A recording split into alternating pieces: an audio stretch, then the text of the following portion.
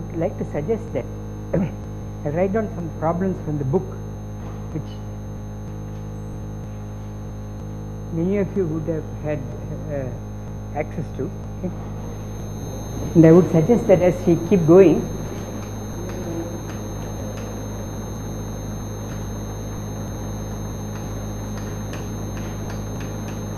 you try to do the problems. It is worth your while. I mean, the problems are not randomly chosen, so it is worth your while. They are either practice problems or they illustrate ideas which we have been discussing. So they are very useful. And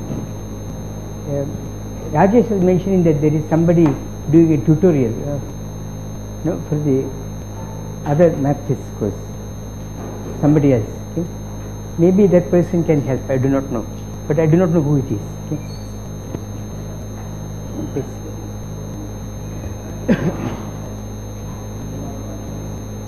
So, in the last class, I defined the following concepts.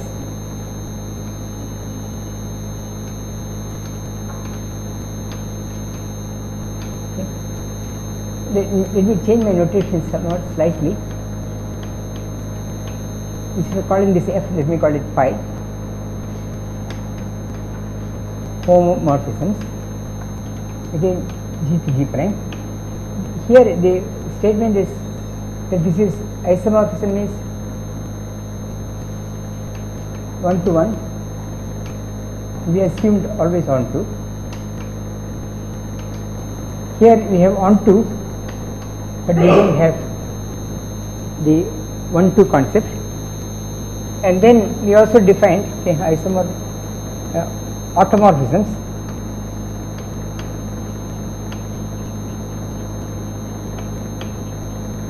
And endomorphisms. Okay.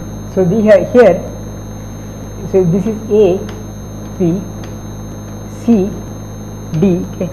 So C is A, G equal to G prime, G prime is G, and D is B with G prime G. So the image and the domain are the same when we talk about automorphisms and endomorphisms. So last time I don't see Jean, she suggested that one of the fundamental properties, okay, namely if E prime are identities,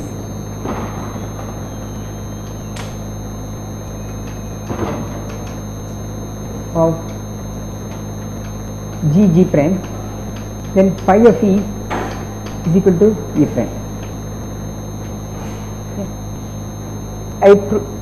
This is I will give a proof, okay, which was suggested by her here. Okay. So the remark is you need very little to do this. It must be in books, but she was the one who brought this up. The only thing you need is the following. Okay. We need the following. One, okay. Pi is an automorphism. Okay. Phi of G1 G2 is phi of G1 phi of G2. This is because pi is a, not I should say, is either a isomorphism or a homomorphism. Okay. So this group properties are respected by the map pi. Secondly, we need the fact that the identity has a property that this one is E prime G prime is always G prime. Okay. This is all we need to see that this relation should be true. Okay. And one can do the calculation this way, it's quite easy and nice. We use the fact that E squared is E. So we know that E is E squared, E, because it is identity. So we know this equation. Now let us apply pi on this. Okay. If I apply pi on this, you see that pi of E is phi of E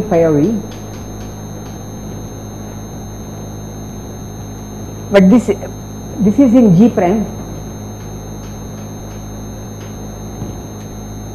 and it has an inverse. Okay, so multiply by phi of E inverse on right.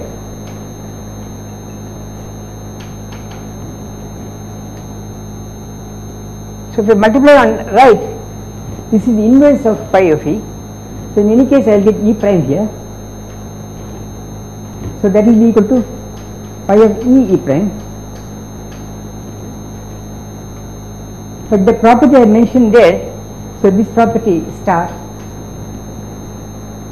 this is equal to pi of E by star. So we proved that pi of E is E prime.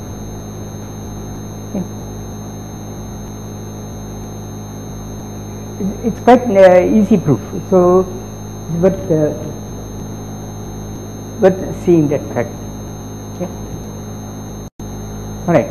Now I want to give examples, okay, of isomorphisms and homomorphisms. By the way, you please feel free to interrupt me. There is no problem. Okay. So let me look. Okay. We saw A1. That if S is a permutation,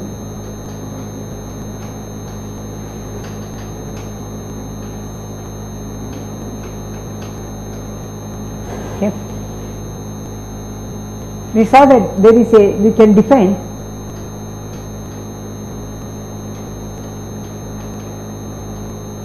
a linear operator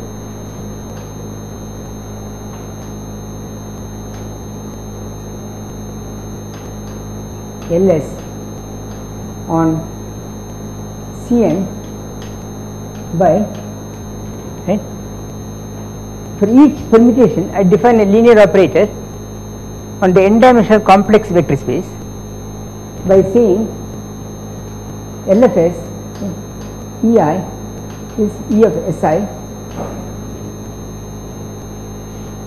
where the E's form an arbitrarily chosen basis, okay, where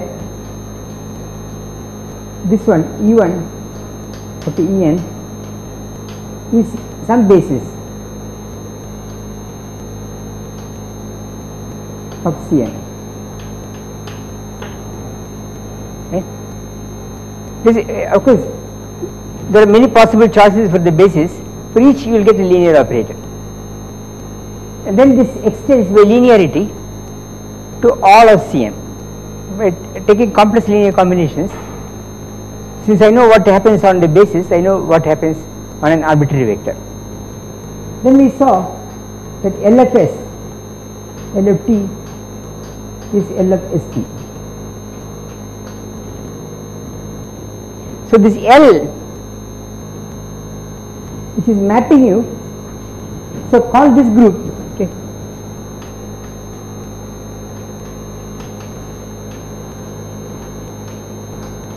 S prime of n. Okay. Now the mapping we have got here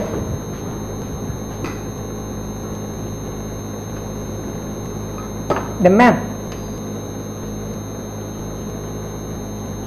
from L, which is taking you from Sn to S prime n, okay. It takes S to LFS.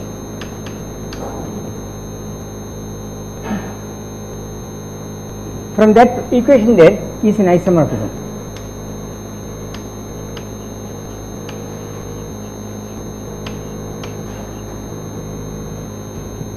Okay. This is an easy example. Slightly more interesting, okay, is the following. Okay. If G is a group,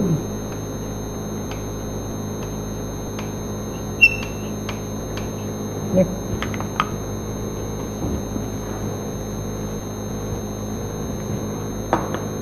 and G0 is in G, what I will do is define phi of G0, this pi of G0 is going to be a mapping from G to G. So the domain and the range of this mapping pi are the same, and what does it do? Takes G to G0 G0 inverse.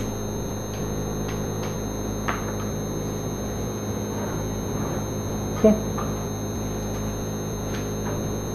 We will prove now, quite easy actually. This is an automorphism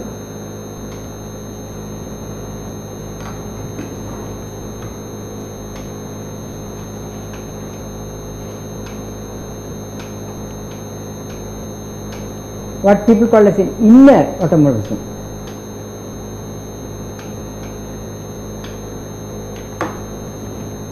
For each element of the group G, this automorphism always exists.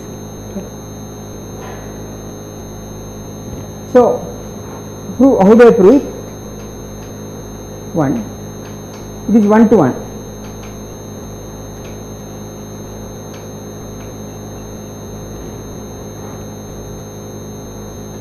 The proof is easy because if for suppose I have this equation G0 G0 inverse is equal to G0 G prime G0 inverse.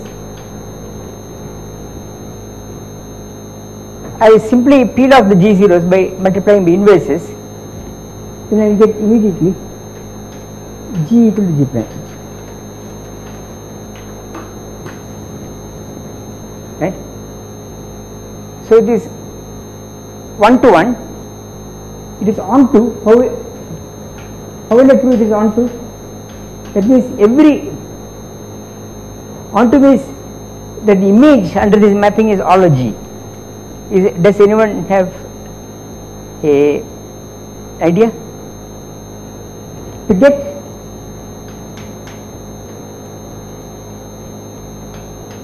phi of G0 or something here, to find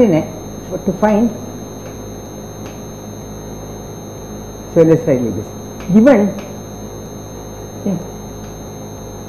G in G, find say H in G such that phi of G0 H is equal to G. This is what we want to do, right?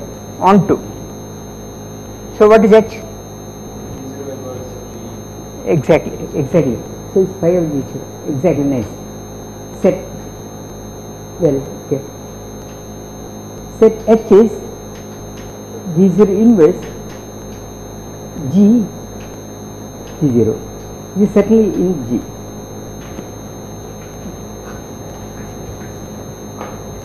Right, so it's no big deal. Thirdly, it is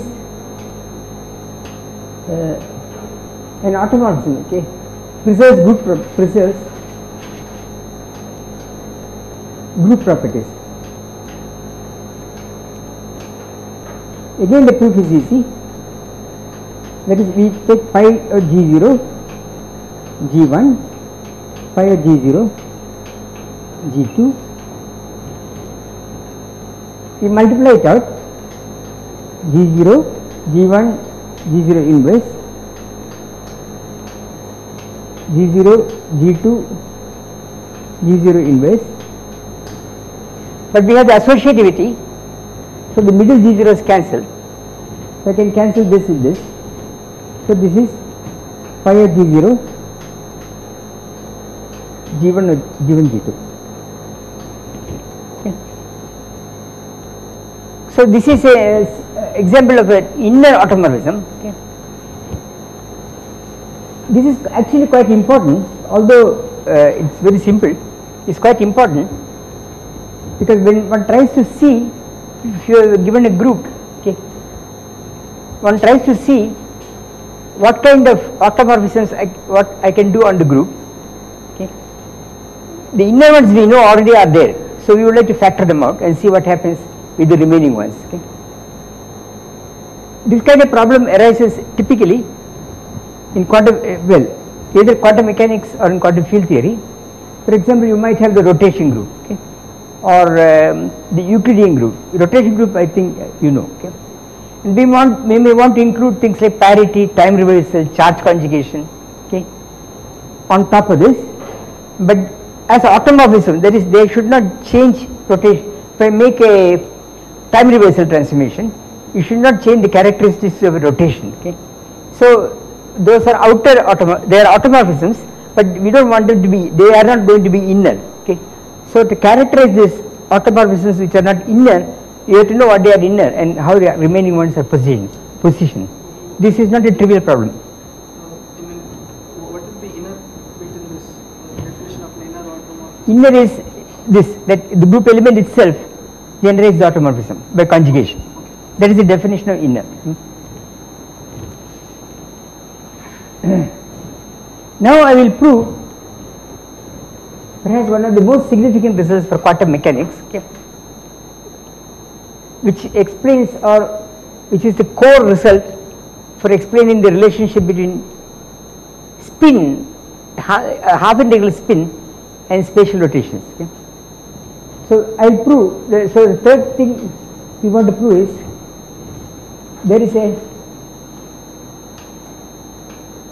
2-to-1 okay, homomorphism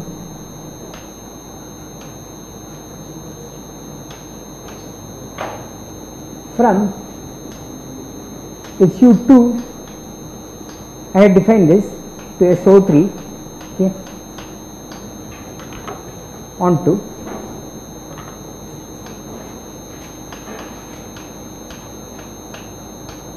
okay, with plus minus u in SU2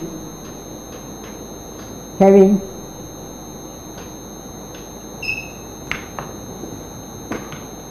the same image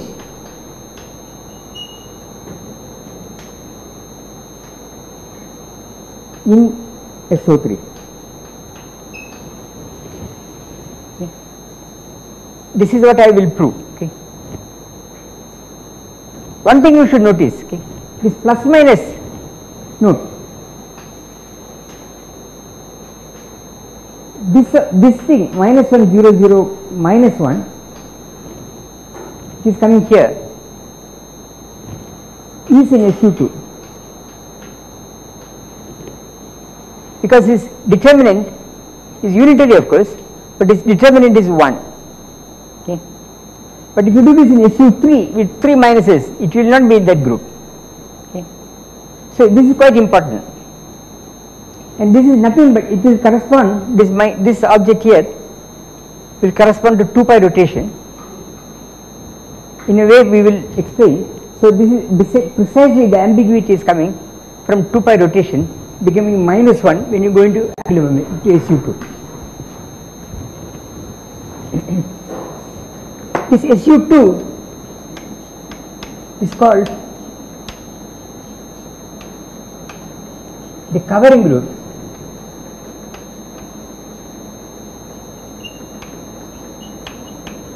or in fact the universal covering group.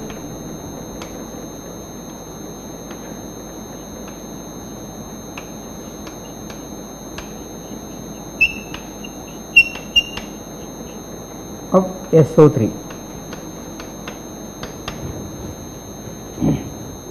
Covering you can sort of understand, see, it is like Riemann surfaces. If you have done Riemann surfaces,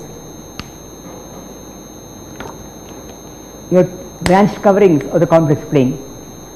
So this is like Riemann surface. The universal business is because, maybe you know, maybe not, this comes basically because that phrase is SU2 is, if you may not know it, if you don't know it, I will come back later, simply connected. Do you know what is simply connected? You know the meaning? Huh? Sorry? Somebody here seems to know. Yeah? Is it that all the elements of the group can be reached if you continuously deform No, no, First no, no, quantum group is trivial. no, no. It means that every closed loop can be with a fixed point. Reduced to rho plus It's like if you take a plane, if you take a closed loop, I can contract to a point smoothly. But if I remove a hole in the plane, remove a point from the plane, then that is not true because I can go around and the hole is right. So in this sense, this SU2 is simply connected. Okay, is in fact the 3 sphere. This is the 3 sphere. Is topologically. This I showed you. The 3 sphere S3. Sorry? No, you said the first fundamental group is. Pi 1, this is the first fundamental group, is trivial. Pi 1 is trivial. If you do pi 1, homotopy, do you know homotopy groups? No. First fundamental group is the first homotopy group, that is trivial, which is simply connectedness. Okay? They are all the same stateness. And so there is some deep reason for this. We will see much later that give me any Lie group, any group like this, any group, SO3, whatever it is, you can always find some simply connected covering group. There is a canonical construction, okay? And that simply connected covering group is called the universal covering group. From that you can get all avatars of this original group, okay, in some way. Okay? So this is quite important. In quantum mechanically, for reasons which Wigner explained, what would be the classical symmetry group? When you go into quantum mechanical state space, Hilbert space, you are obliged to deal with this covering group. Okay? And the covering group is not the original group because 2 pi rotation is trivial in ordinary space. Okay? So you cannot see it in classical mechanics. There is no meaning to say 2 pi rotation is -1 classically. Okay? But that is not the case in quantum mechanics because you are dealing with wave Hilbert spaces. Okay? So in the Hilbert space you can change sign of a wave function or a vector state. It will not show up in the density matrix or expectation values. Okay? So there is some new structure that is emerging in quantum theory. So I will prove successively the following.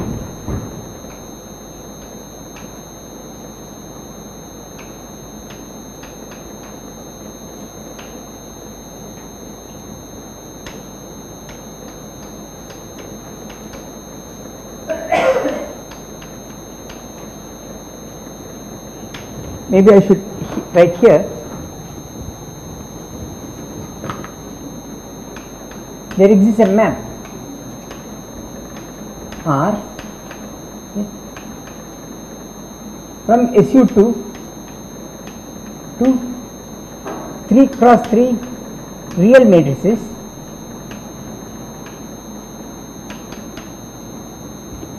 such that R of U1, R of U2 is R of U1, U2. I will find this 3 by 3 matrix for you. Okay. 2, okay. R of U, okay. Okay, the map R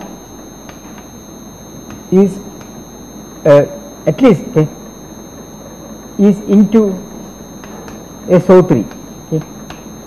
That is R of U transpose R of U is 1. When I say 1, I mean 3 by 3 1.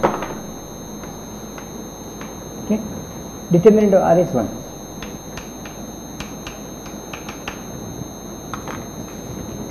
I will prove that 3. Okay. The map is onto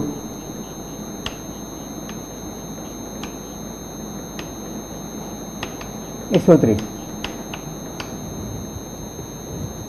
At a technical level, you don't even have to prove this, okay, because of some topological properties. Once you have this, you can say immediately you will get everything. But anyway, I will show it explicitly.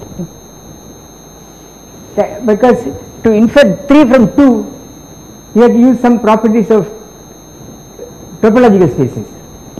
But we would like to do everything explicitly algebraically. So we will not bother. We will not be bothered with topological issues for the moment. Okay.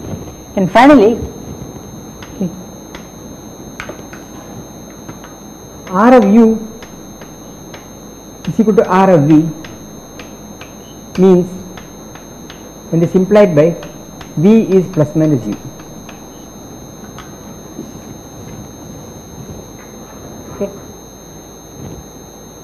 So we will prove these properties one by one.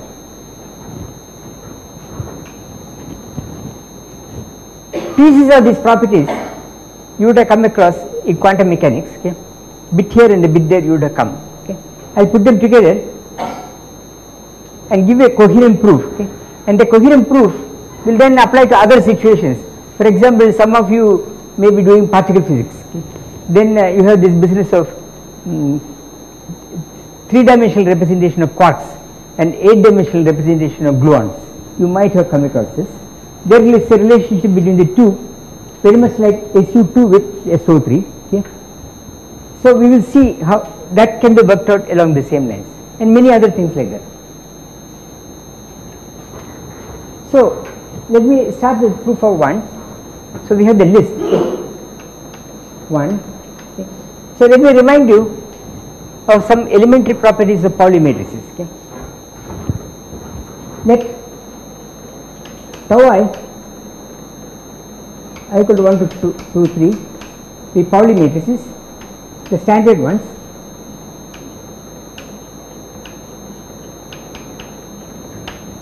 Okay. So the tau is a Hermitian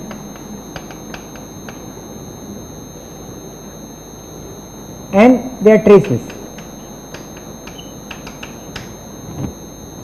Okay. So these are traceless Hermitian matrices. Also, okay, if M is any 2 cross 2 matrix,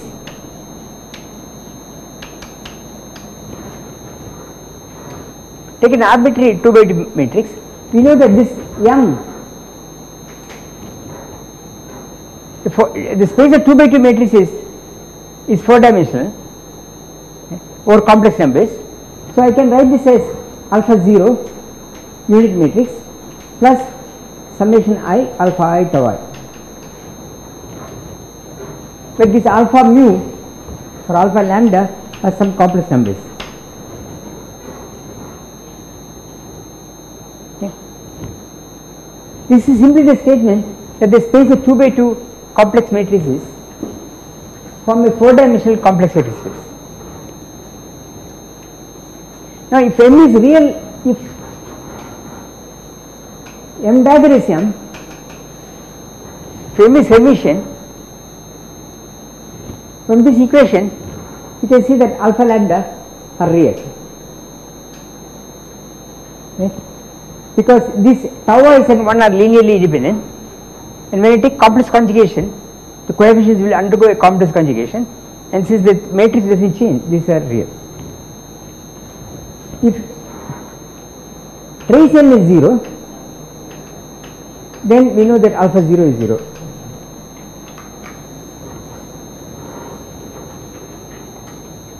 Okay. So a traceless Hermitian matrix,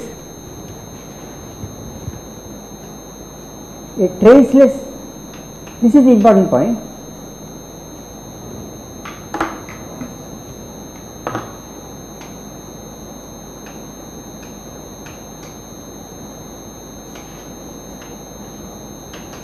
M 2 cross 2 first can be written as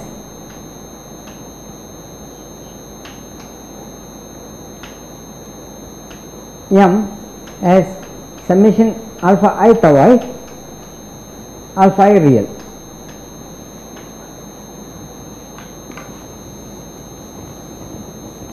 So the space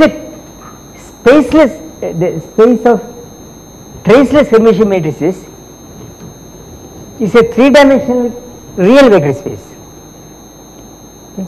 This is what this is, which is like your R3. In fact, the space of 3-dimensional space of 2 by 2, sorry, I am saying the wrong thing.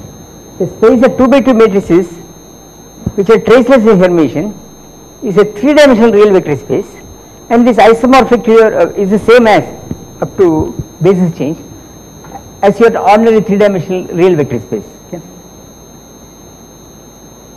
Now consider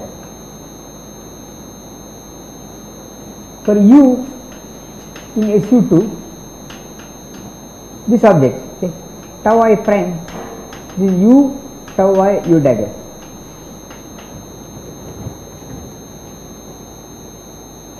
U is a 2 by 2 matrix which is unitary and has determinant +1. From here you see the trace of tau I prime is 0 because of the cyclicity of the trace. We can write inverse here. It is Hermitian.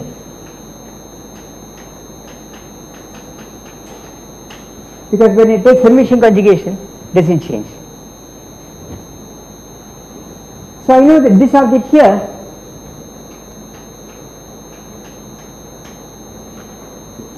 is a real linear combination of the original Pauli matrices. So I write this is a real linear combination. So I write this as summation j tau j, some matrix here, some coefficients of the linear combination. But this coefficients certainly will depend on I and it will also depend on u. Right? So this is simply that result where the dependence of this vector on I and the fact that when I construct this tau I prime, I have used this view have been exhibited. Now this equation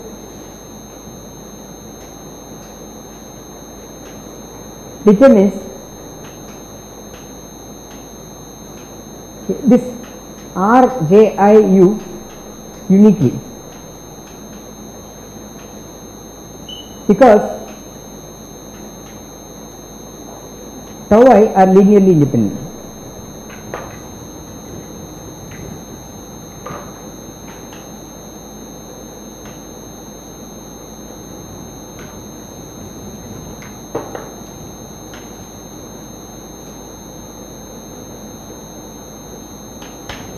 Yes, because there are another, suppose there is another solution R prime, you equate them, but the taus are linearly dependent, so the coefficients must be equal. So we have a uniquely determined, so okay, we have a map, okay, right, R. This is notice that this is a 3 by 3 matrix from U to 3 cross 3 real matrices R of U. Right? I determine the 3 by 3 matrix uniquely from the given U. Now it is this R we have to understand, this mapping we have to understand. So let me see what happens. I want to prove this second result here. Okay, that's also easy. Okay. So all that I have to do is now U1, U2, tau I, U2 dagger, U1 dagger. U1 and U2 are unitary elements of SU2, so UI and SU2.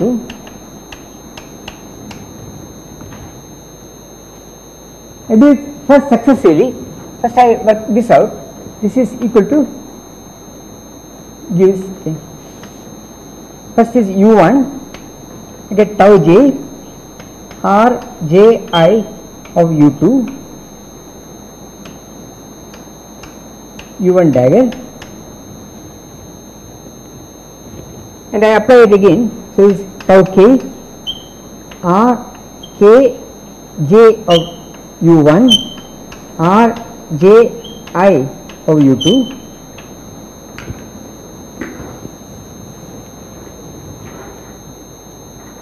but this is simply matrix multiplication.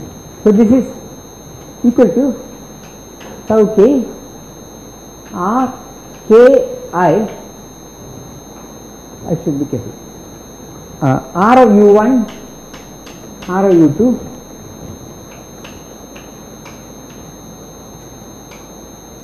ki,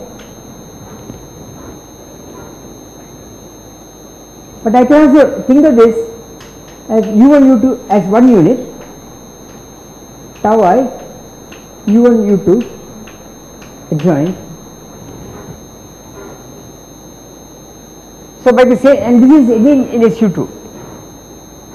So I can apply the same formula, and you find that this is tau k r k I of u1 u2.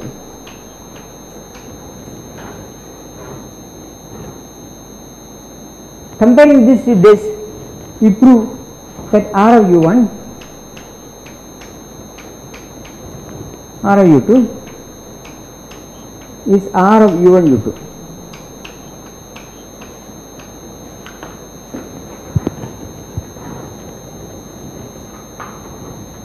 Yes.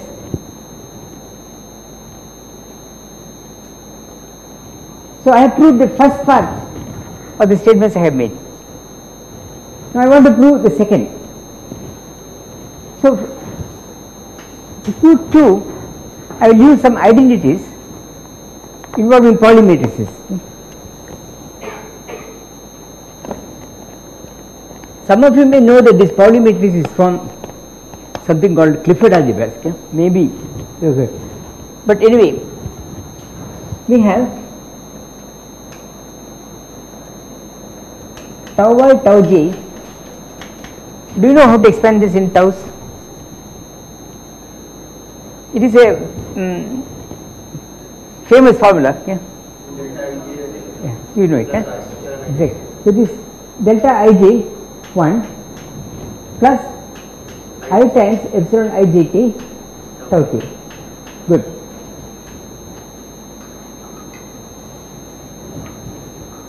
Okay.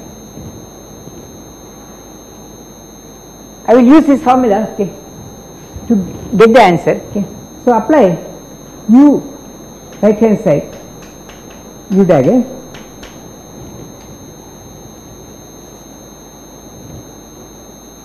so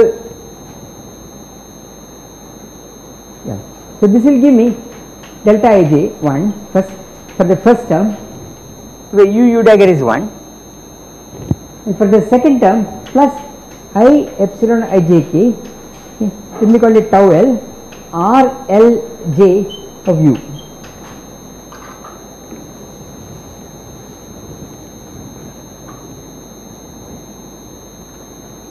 But this is also u left hand side u dagger. So what I will do is u tau y u dagger, u tau j u dagger.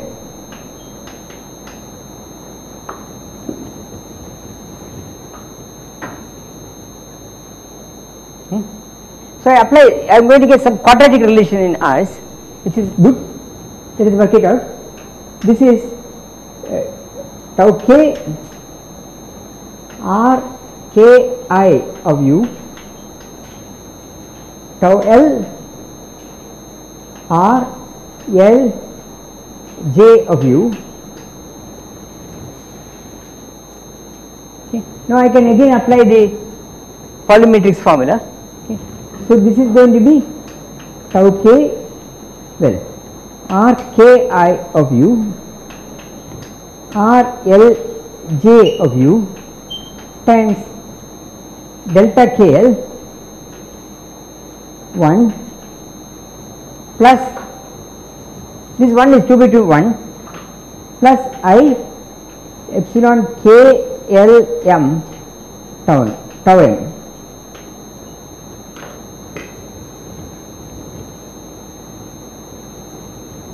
Okay. So this is equal to this. So comparing the two, first equation I get is something very promising, delta KL, and that is equal to this expression here. So you will find that R of u transpose R of u is equal to 1. Okay. So this implies R is 3 by 3 real and is orthogonal. So we know that R of u belongs to O3.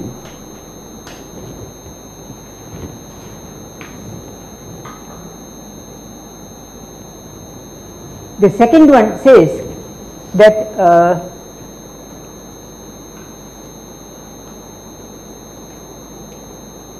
I am trying to see, okay, it is saying that R L J epsilon I J K, right? I hope I got the indices right. I think this index, let me see. Let me see on the right hand side. So here IJK, it should be K, no? It should be K.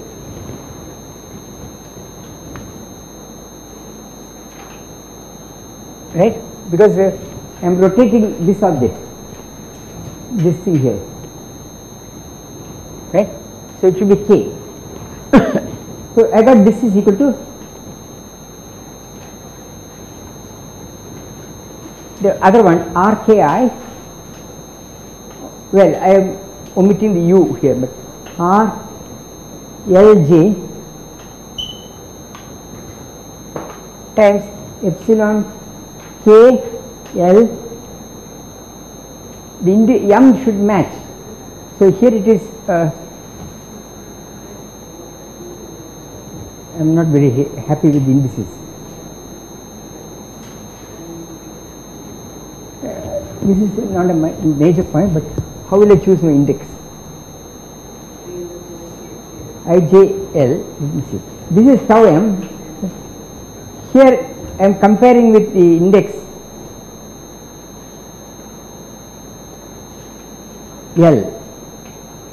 So I can change L to M. So let me change this L to M. Then I will write epsilon LKM. Let us see whether indices match. Okay. IJM, IJM. Okay.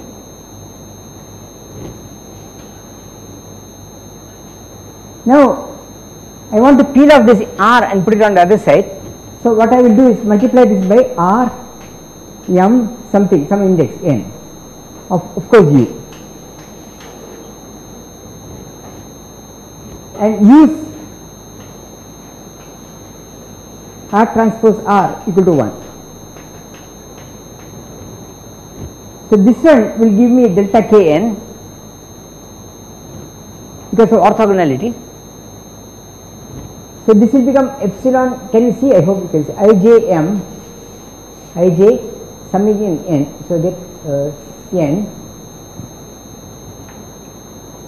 delta Kn, I get N, is equal to R Ki R L J R M N acting on epsilon KLM. Right? What does it mean? Let us IJN. What does this equation mean? These are of course arguments in U. This is something you know, you should know. This is something on R. I am multiplying 3 R's and totally anti-symmetrizing with epsilon, and I get back the epsilon. What is it? Huh? It's a determinant. So this is saying that the determinant of R of U is 1. Right? This is the equation which defines the determinant. Okay. So this proves, or determinant of R of U is equal to 1. Yes. So what I have proved is or R of u is belonging to SO3. Yes. So I come up to this point. I come up to this point. Right? I have proved that there is a homomorphism from SU2 to SO3, and I found you the matrix, 3×3 matrix corresponding to each element of SU2. Okay. I want to prove this part, that every rotation can be obtained this way. So I want to prove this item 3.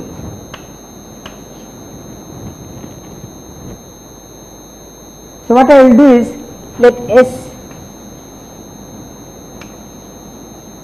be a rotation, SO3. Okay. Then by Euler's theorem,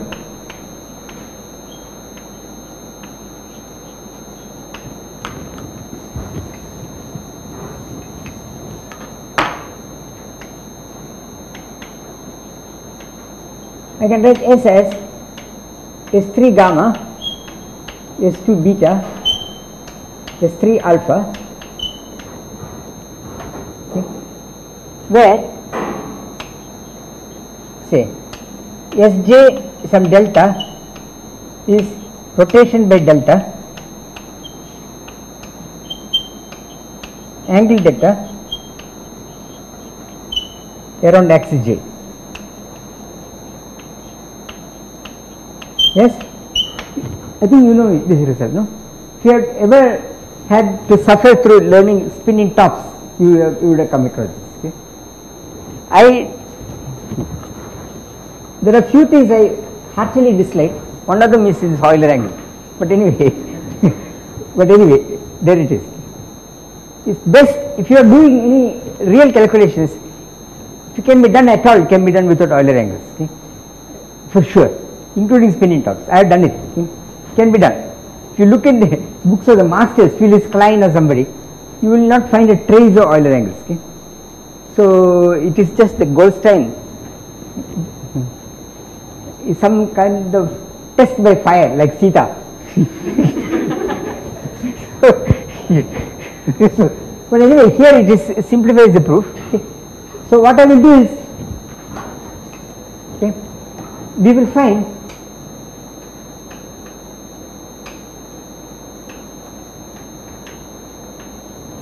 U3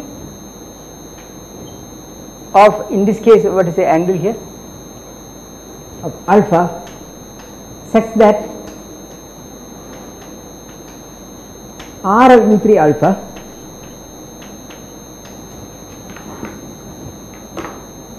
is S3 alpha. This I will find explicitly to see how it works. Okay. Once I know this, similarly, R of remaining things, okay, for the other two things, okay, namely U2 of beta is S2 beta, etc. Okay. This actually proves the result. Why? It is enough to show this, to show that R is the mapping is onto. Why? What I have to show is that I can get any S this way, but if I show it for the 3 special rotations, I have done finished the calculation. Why? Because then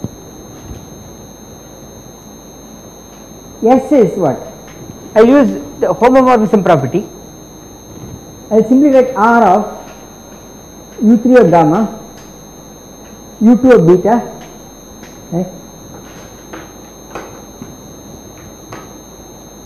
U3 of alpha, by the homomorphism property, because I can apply R on each, as R is a homomorphism.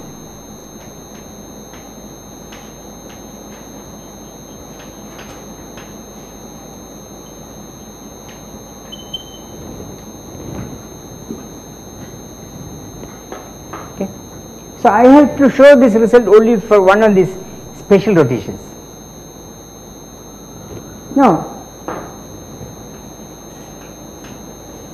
S3 of alpha, so 3 by 3 matrix, and the equation is cos alpha sin alpha minus sin alpha cos alpha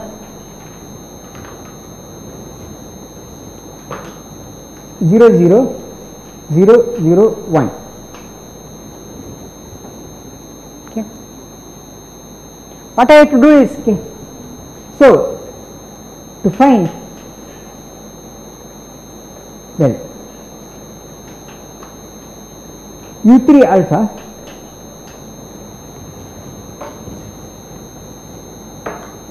such that you want U3 alpha tau 1 U3 alpha dagger,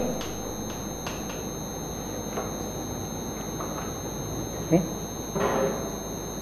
will be rotating this tau by the first column, so it will be cos alpha tau 1, okay, minus sin alpha tau 2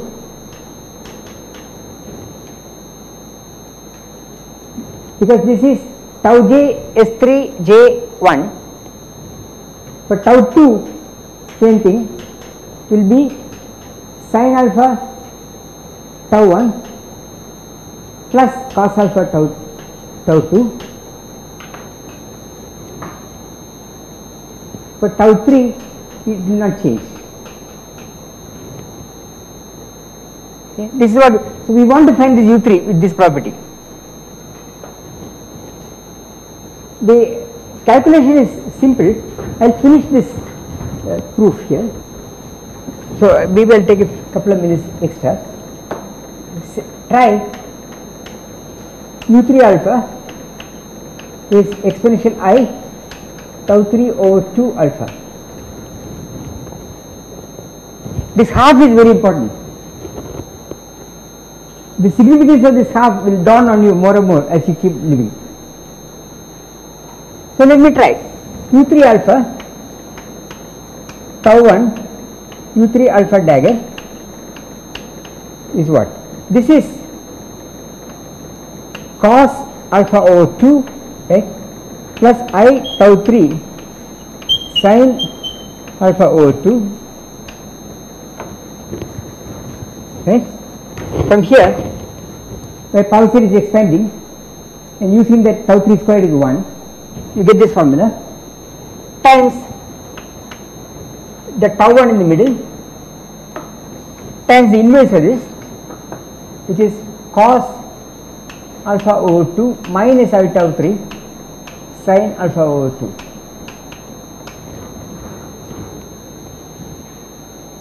Let us see whether we get that formula.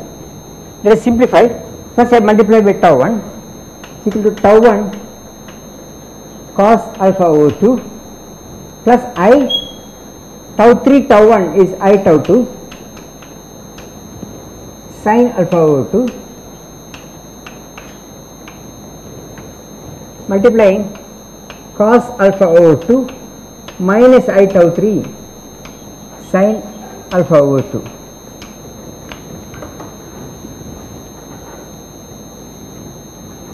Now this is minus tau 2,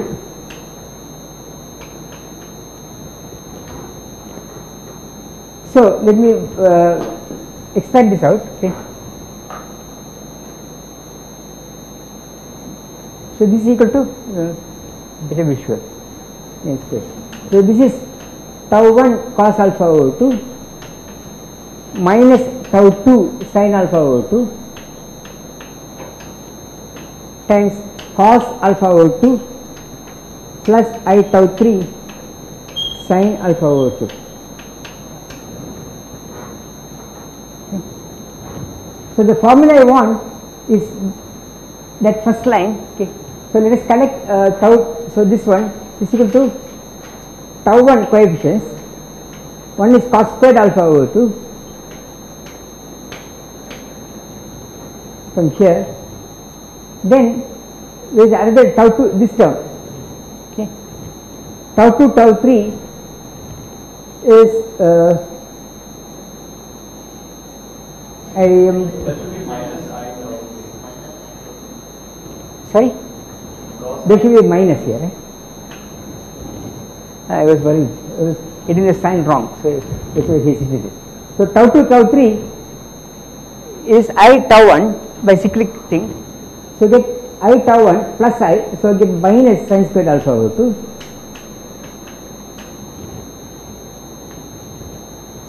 Then you have to worry about the cross terms here. Okay. So let me, the sign we want is minus tau 2. Okay. Then you get sin alpha over 2, cos alpha over 2.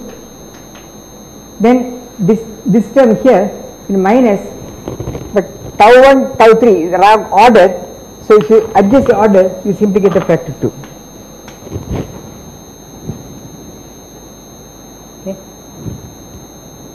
So this is exactly cos alpha tau 1 minus sin alpha tau 2. Okay. So this is okay. Okay. And similarly, rest.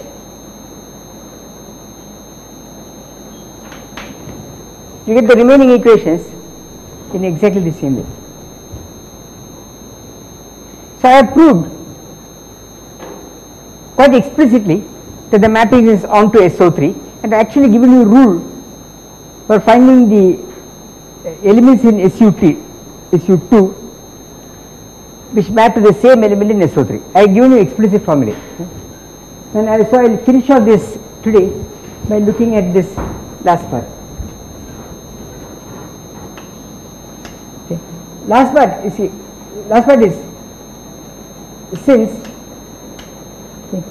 u tau y, u dagger is tau j r j I of u. By the way, you should notice the way the indices are summed. If you put the summation on the other side, suppose you put r on this side and sum, okay, you will get the wrong answer. You will find ru rv is r of vu. You will get the what they call opposite representation, which you do not want. So you have to put it on this side. It's clear. Okay. From here itself, you see that r of plus minus r of u is r of minus u. That's obvious, because the minus 1 doesn't do anything. Also, you want to prove that this is there are nothing else that can happen. You want to prove r of u is equal to r of v, implies you want to prove that v is minus u or plus u. How will I do it? And this v there, you see that this says that v dagger u commutes with tau I. Okay, but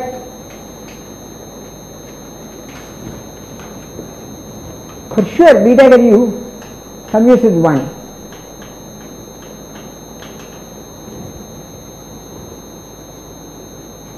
So v dagger u commutes with all 2 by 2 matrices. Right? So v dagger u m is 0 all m. Yes. So what can I say about m v dagger u?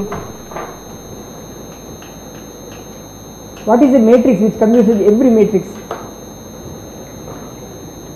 Huh? It's a multiple of the identity. Right? So all that can be is alpha 0 times 1. From this I can infer what I want. What will I do? I want to show that alpha 0 is plus minus 1. What will I do? Take determinant. Okay. This determinant here, this notice that this is alpha 0, alpha 0. Like so. So take determinant. You get 1 is equal to alpha 0 square. Or alpha 0 is plus minus 1. Right?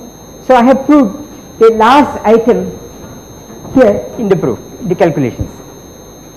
So we find that this SU2,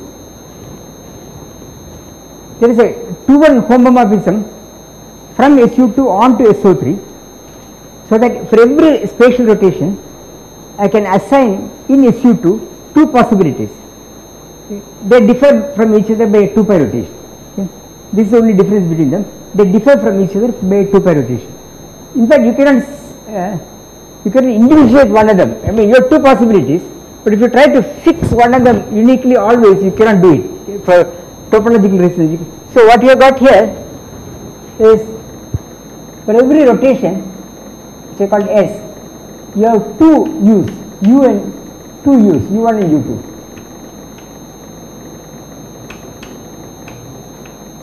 Both give you the same rotation. They differ by a sign. Okay. You can say they differ by a sign, but can you fix one of them uniquely? No, you cannot. Okay.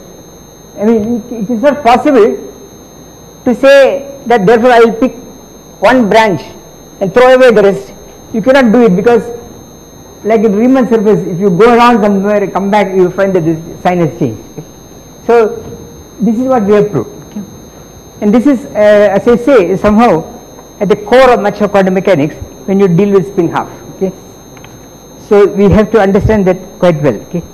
So next class, that is tomorrow, I will start doing subgroups. Okay, I will give several examples, and then we will go into this really important aspect of cosets and invariant subgroups and factory groups. Okay. This is conceptually it is at slightly higher level, but again they play a very fundamental role in many things that we do. So that is what I will do. Okay. Subgroups, I will give you a bunch of examples. Okay.